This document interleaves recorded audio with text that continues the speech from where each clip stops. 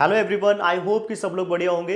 तो हम double column cash book करने वाले हैं। प्रीवियस लेक्चर में हम लोगों ने डिस्कस किया है सिंगल कॉलम कैश बुक। तो जिन लोगों ने नहीं देखा है please single column cash book देख लीजिए, थोड़े से आपकी क्लैरिटी आएगी। तो let us start with the double column cash book. Next part है हमारे पास, लिखिए मेरे साथ भाई, डबल कॉलम कैश बुक क्या है। मैंने पिछले लेक्चर में भी बताया आपको, जो कॉलम है यहां कॉलम माने अमाउंट के कॉलम को कहा गया है। अगर आपको याद हो तो डेबिट में भी एक कॉलम है ना, बनाते हैं अमाउंट के लिए, हम क्रेडिट में भी एक कॉलम बनाते हैं। जब भी हम लेजर अकाउंट या बुक बनाते हैं हम हमेशा अमाउंट के लिए कॉलम बनाते हैं। तो कॉलम माने, डबल कॉलम माने अमाउंट के दो कॉलम हो गए। The one column for the cash, another column for the bank, जो हमारे कोर्स का हिस्सा है as per the CBSE guidelines. CBSE के अकॉर्डिंग हमने यही दो कॉलम पढ़ने हैं भाई। डबल कॉलम में तो कोई भी दो कॉलम हो सकते थे, मैं कह सकता था सीबीएसई के अकॉर्डिंग यही हमारे सिलेबस में है, हमारे सिलेबस में यही है। अदरवाइज नॉलेज के लिए जान लेते हैं मेरे दोस्त, डबल कॉलम माने कैश एंड डिस्काउंट कॉलम भी हो सकता है, बैंक एंड डिस्काउंट कॉलम भी हो सकता है। तो मतलब कितने देखिए पेयर बन गए, cash bank, cash discount, bank discount. D हमारे कोर्स का हिस्सा नहीं है तो हम इसे डिस्कस नहीं करने वाले हैं। हम बात करेंगे डबल कॉलम कैश बुक में कैश एंड बैंक कॉलम का। तो पिछले क्लास में मैंने आप लोग बताया कि भाई कैश बुक का बहुत सिंपल सा फंडामेंटल है, एक छोटा सा फंडामेंटल है। What is that fundamental? जो भी पैसा आया डेबिट में, जो भी पैसा गया क्रेडिट में, बस इतना ही करना है। अब इंट्रोड्यूस क्या कर दिया मैंने? बैंक इंट्रोड्यूस कर दिया। कहने का मतलब चेक वाली ट्रांजेक्शन्स कौन से कॉलम में जाएंगी? बैंक वाले कॉलम में जाएंगी। तो देखते हैं भाई डबल कॉलम कैश बुक का फॉर्मेट, मेरे साथ नोट करिए भाई, फॉर्मेट बनाइए, फॉर्मेट मेरे साथ नोट करते जाइए। तो पहला कॉलम क्या था? डेट का था, तो पहला कॉलम डेट का आ गया। फिर पर्टिकुलर्स का कॉलम, फिर हमने बनाया, मैंने कहा था आप नहीं भी बनाते वाउचर नंबर तो मेरा काम चल जाएगा, ठीक है। फिर भी बनाना चाहते हैं तो बना लीजिए voucher number, LF ledger folio column. और अमाउंट में मैंने बताया दो कॉलम बनाने हैं। अब एक कॉलम बना लिया मैंने कैश का, दूसरा कॉलम मैंने बना लिया बैंक का। मैं फॉन्ट को थोड़ा छोटा कर लेता हूं अपने लिए, ठीक है। एक कैश का बना लिया, एक बैंक का बना लिया। Same on credit side date, particulars, और फिर मैंने लिख दिया यहां पर वाउचर नंबर, एलएफ, और फिर मैंने एक कॉलम बना दिया किसका भाई? कैश का, और एक कॉलम बना लिया मैंने बैंक का। बस इतने से ही कॉलम मैंने बनाने हैं। तो डेट, पर्टिकुलर, वाउचर नंबर में आपको कुछ नहीं लिखना। लेजर फॉलो में मैं आपको बताने वाला हूं कॉन्ट्रा वर्ड, कॉन्ट्रा एंट्री आएगी। क्या होता है Contra entry? I will you explain, don't worry. Cash bank, cash bank, तो डेबिट में भी दो कॉलम आ गए अमाउंट के लिए, क्रेडिट में भी हमारे पास दो कॉलम आ गए अमाउंट के लिए, कैश एंड बैंक।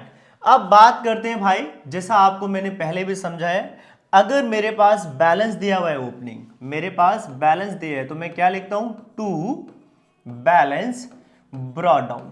कैश वाला कैश कॉलम में और बैंक वाला बैंक कॉलम में। पर बैंक के साथ एक लड़ाई है, बैंक के ऊपर सटार लगा लीजिए। अब कैश का जो बैलेंस होगा, opening balance of cash, opening cash balance जो हमेशा होगा वो डेबिट बैलेंस ही होगा। ये आपने याद रखना है। कैश का जो ओपनिंग बैलेंस होता है it is always debit balance, ठीक है। पर in case of the bank ये पॉसिबिलिटी है, मुझे कैश का तो पता लग गया कि कैश का डेबिट बैलेंस होगा, पर opening balance of bank, opening balance of bank, bank के साथ एक पॉसिबिलिटी क्रिएट हो गई कि इसका बैलेंस डेबिट भी हो सकता है, इसका बैलेंस क्रेडिट भी हो सकता है। क्रेडिट माने ओवरड्राफ्ट भी हो सकता है, लिख के देगा वो ओवरड्राफ्ट, लैला लिख कर देगी तभी ऐसा करना। तो कहने का मतलब अगर बैंक का बैलेंस, कैश का तो पता लग गया हमेशा कहां आएगा? टू बैलेंस ब्रॉट डाउन में आएगा। अगर बैंक का बैलेंस भी डेबिट है तो डेबिट में आएगा, पर अगर लिख दिया बैंक बैलेंस के साथ ओवरड्राफ्ट या क्रेडिट बैलेंस, बैंक बैलेंस के साथ कई बार लिख देता है क्रेडिट बैलेंस या कई बार लिख देता है ओवरड्राफ्ट। तो अगर ऐसा लिख दिया है तो बाय से लिख देंगे by balance brought down bank column में। ये आपको हमेशा याद रखना है कि कैश का तो डेबिट बैलेंस ही होगा, पर बैंक का हमारा क्रेडिट बैलेंस भी हो सकता है। क्रेडिट है तो क्रेडिट साइड लिख दिया। उसके बाद की स्टोरी बिल्कुल सेम है। क्या थी? पैसा आया मतलब कि रिसीट हुई, पैसा आया ऑन डेबिट साइड।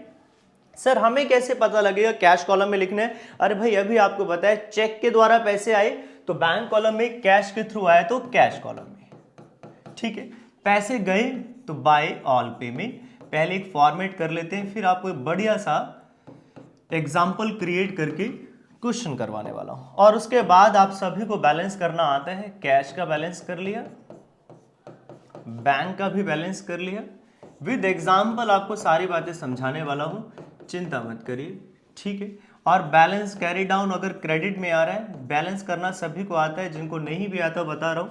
कैश का टोटल किया, कैश के कॉलम में से घटाया, बैंक का टोटल किया, बैंक के कॉलम से घटाया, और बैलेंसिंग फिगर मैंने कैलकुलेट कर ली।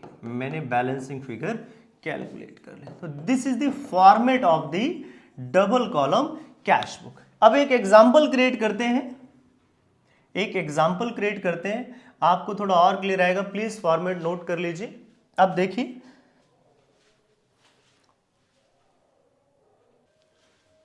देखिए साइमल्टेनियसली मैंने फॉर्मेट बना लिया है। अब एक क्वेश्चन लिखता जाऊंगा, साथ के साथ उसे सॉल्व भी करता जाऊंगा। जैसे मैंने पहली एंट्री लिख दी यहां पर जनवरी 1, मान लीजिए ओपनिंग बैलेंस, या मैंने बोल दिया balance in the beginning. Cash का दिया हुआ है, मान लेते हैं 5000, एंड बैंक का दिया हुआ है 6000। तो क्या करेंगे इस पहली एंट्री को? सर जनवरी 1 ओपनिंग बैलेंस दिए तो 1 जनवरी मैं लिख दूंगा 2 balance brought down. Opening balance cash का कैश कॉलम में, बैंक का बैंक कॉलम में। मान लेते हैं जनवरी 5 को एक क्वेश्चन लिखा है जिसमें लिखा है कैश सेल्स ₹6000, और जनवरी 7 को लिखा है चेक रिसीव्ड फ्रॉम श्याम ₹8000। तो मुझे क्या पता लगा कि जो जनवरी 5 की एंट्री है उसको मैं क्या लिखने वाला हूं? जनवरी 5 की एंट्री मैं लिखने वाला हूं टू सेल्स कितना? 6000। कौन से कॉलम में? कैश कॉलम में। और यहां लिखा है चेक रिसीव फ्रॉम श्याम, तो इसको भी मैं क्या लिखने वाला हूं? जनवरी 7 में टू श्याम। भाई जैसे ही चेक आ जाए थोड़ा सा हम लोग को ध्यान से समझने के बाद खबरदार हो जाए, वहां पर गड़बड़ हो सकती है, सतर्क होने की आवश्यकता है तुम्हें। और मैंने लिख दिया टू श्याम। यहां पर कई बार क्या लिखता है, चेक रिसीव्ड वर्ड के साथ ऐसा लिखता है फ्रॉम श्याम, लिखता है deposit immediately into bank, deposited immediately, या ऐसा लिख देता है, या लिख देता है deposited same day into bank, कि जो चेक आया था सेम डे बैंक में जमा करा दिया। जब भी ऐसा लिखा हो आपने ध्यान रखनी है बात कि भाई सेम डे डिपॉजिट करे या चेक मिला। अगर सिर्फ चेक मिला है और कुछ नहीं बताया तो याद रखना मैं मानकर ही चलता हूं कि चेक सेम डे ही बैंक में डिपॉजिट होगा। सिर्फ इतनी लाइन लिखी है चेक रिसीव्ड फ्रॉम श्याम और कुछ नहीं लिखा, तो मैं अज्यूम कर लेता हूं कि चेक सेम डे ही डिपॉजिट होगा। अगर वो लिख भी दे कि deposited into the same day, तब भी कोई चेंज नहीं आएगा, तब भी एंट्री रहेगी टू श्याम। तो सर इस चेक के बारे में और क्या लिख सकता है? हाँ, आपको ध्यान रखना है कि चेक रिसीव हुआ, कहीं ऐसा तो नहीं है कि रिसीव हुआ है जनवरी 7 को, और मान लो ऐसा लिख देता वो, ये लाइन हटा देते हैं यहां से, अगर तो सेम डे है फिर तो कोई प्रॉब्लम नहीं है, सीधा टू श्याम लिख दिया। पर मैंने क्या किया, चेक रिसीव्ड, जो ज्यादा से ज्यादा आपको परेशान करेगा, check received on 7th January deposited into bank. क्या मेरी बात समझे कि भाई जो 7 तारीख को मेरा 7th ऑफ जनवरी को मेरा जो चेक रिसीव हुआ था मैंने वो बैंक में जमा करा दिया। 7th ऑफ जनवरी को जो चेक रिसीव हुआ था, now I have been deposited into the bank on January 10। मतलब कि 7th ऑफ जनवरी को ये वाली एंट्री नहीं आएगी। तो आपने याद रखना है, चेक तभी एंटर करना है कैश बुक में जिस दिन वो डिपॉजिट होगा, जिस दिन वो डिपॉजिट होगा। तो 7 जनवरी को सिर्फ चेक मिला है, पर डिपॉजिट कब हुआ है, 10th जनवरी को। हाँ, ये लाइन ना लिखी होती, मान लो 10th जनवरी वाली लाइन ना लिखी होती, तो मैं मान लेता कि जिस दिन चेक मिला है उसी दिन बैंक में जमा करा दिया। मेरी बात समझ रहे हैं? अगर ये लाइन लिख दी है कि किसी और दिन जमा करा रहा है, तो जिस दिन चेक बैंक में जमा कराएगा उस दिन की एंट्री आएगी। तो मैं यहां पर क्या लिख दूंगा, जनवरी। अगर ये लाइन लिख दी तो मैं लिख दूंगा to cheque in hand, to cheque in hand आएगी बैंक कॉलम में ही। अब ये एंट्री 7th जनवरी को ना आकर कौन सी जनवरी को आएगी, 10th ऑफ जनवरी को। तो मुझे एक बात समझ में आई कि जिस दिन चेक मिलता है उस दिन कोई एंट्री नहीं होती, जिस दिन बैंक में जमा कराया जाता है उस दिन एंट्री होती है। हाँ, चेक मिलने के बाद उसके बारे में कोई जानकारी नहीं है, तो मैं मान लेता हूं कि सेम डे ही मैंने बैंक में डिपॉजिट भी करा दिया। ठीक है, आगे बढ़ते हैं। और मैं कुछ एग्जांपल मान लेता हूं कि मैं लिखता हूं जनवरी 15 रेंट पेड, रेंट पेड कुछ नहीं बताया कैश है या चेक है, तो मान लेते हैं कैश में ही होगा। फिर जनवरी 21 मैंने आपको कह दिया cash deposited into bank, cash deposited into bank ₹10,000। तो पहले हम इसे काउंटर करते हैं रेंट पेड। तो रेंट पेड की क्या एंट्री हो जाएगी मेरे दोस्त, रेंट पेड की एंट्री हो जाएगी जनवरी 15 बाय रेंट अकाउंट। कितना भाई मेरे पास 2000 है कैश कॉलम में, बाय रेंट अकाउंट। ठीक है जी। उसके बाद लिखा है cash deposited into bank, bank में पैसे जमा करा दिए। बस यहीं पर ध्यान रखना है, इसी को बोलते हैं कॉन्ट्रा।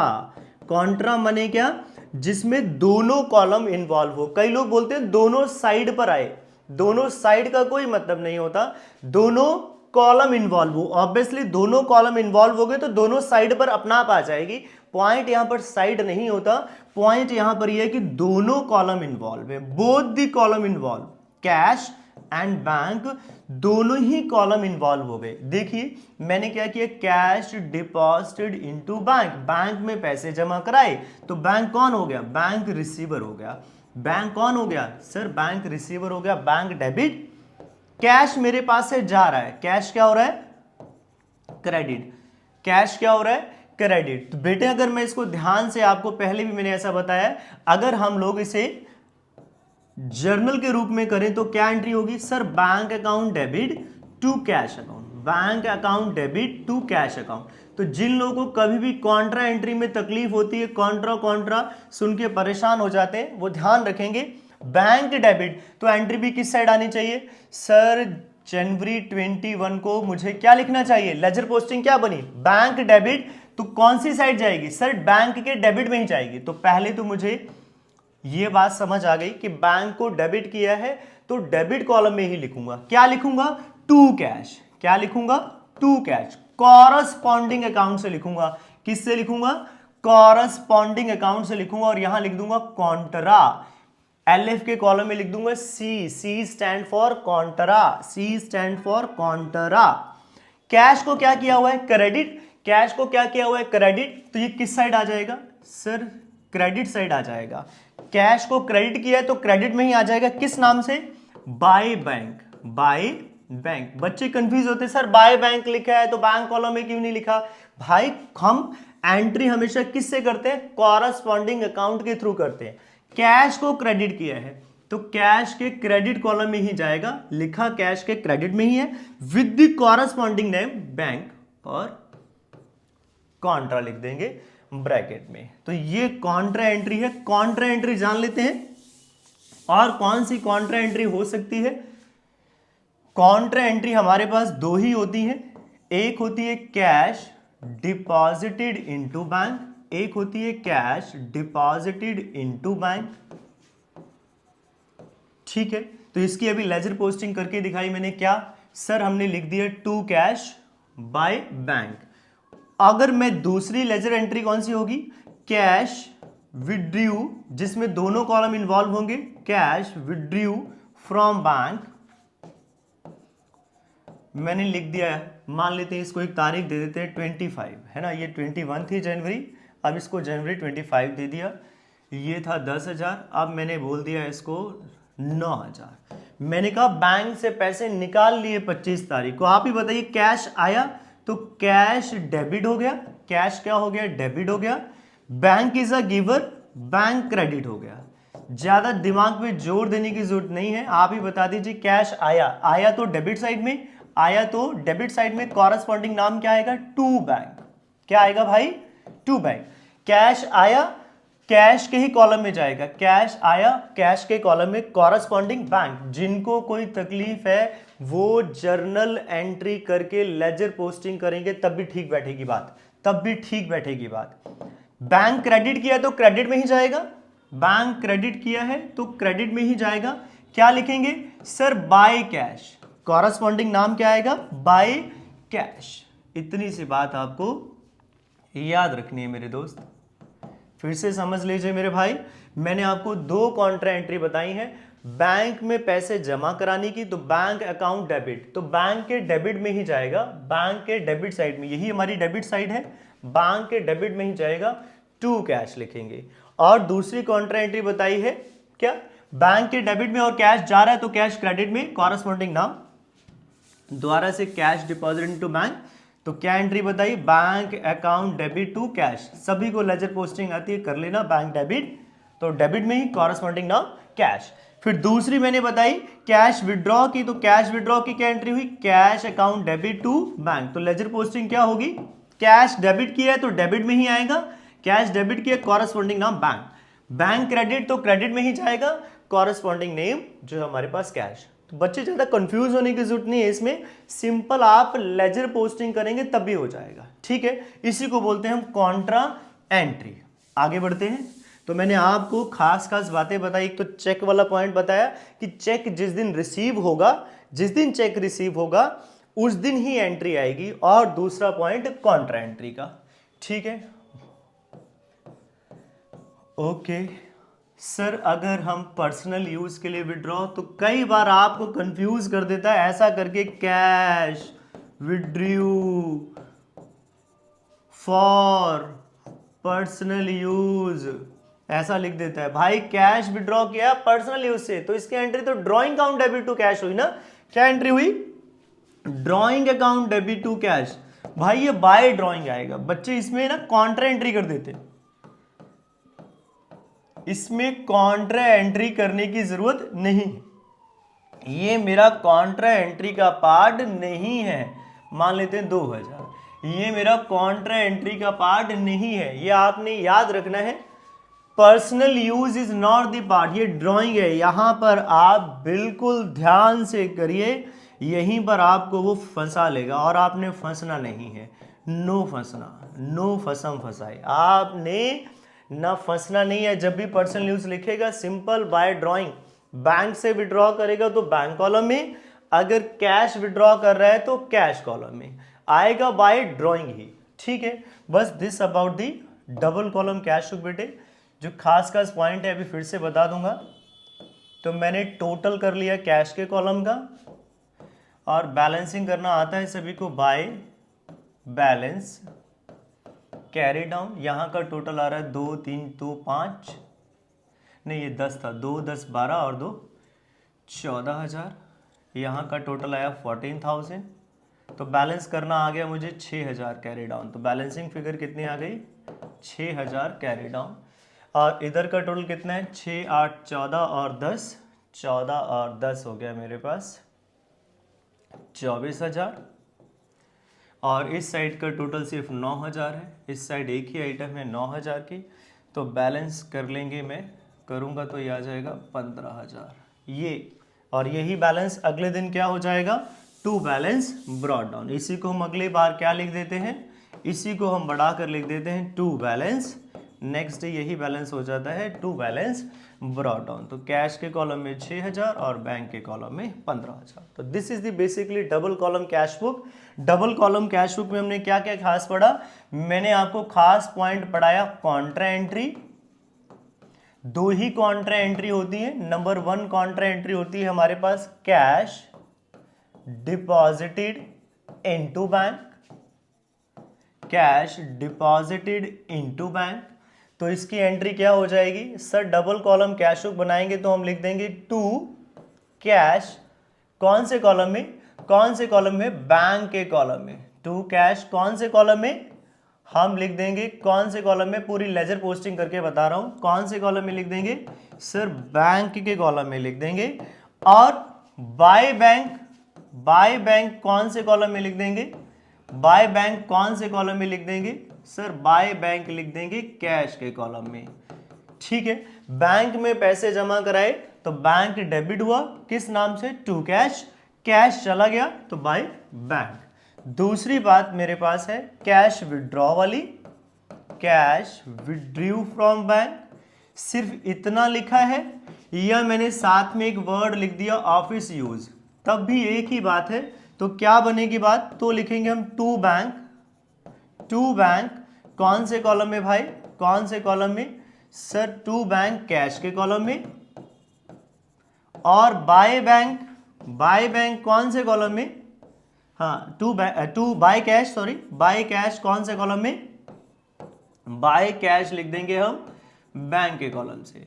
तो जिनको कोई तकलीफ है, मैंने बताया था हमेशा क्या याद रखेंगे, यहां पर आप लेजर पोस्टिंग कर रहे हैं, कैश जमा कराने की बैंक टू कैश एंट्री होगी और निकालने की cash account debit to bank. और एक पॉइंट खास बात बताया मैंने, चेक वाला, जो खास पॉइंट बताया मैंने आपको चेक वाला बताया कि चेक जिस दिन रिसीव्ड होगा सिर्फ उसी दिन बैंक में एंट्री आएगी। अगर चेक रिसीव किया है पर डिपॉजिट नहीं किया तो कोई एंट्री नहीं आएगी। हाँ, कोई जानकारी नहीं है, in the absence of information मान के चलता हूं कि जिस दिन चेक मिला है उसी दिन डिपॉजिट हो जाएगा। तो this is double column cash book. Next class में मैं आपको थोड़े सुपर डुपर क्वेश्चन भी कराऊंगा ताकि और क्लैरिटी आए। तब तक के लिए bye bye, take care, thank you.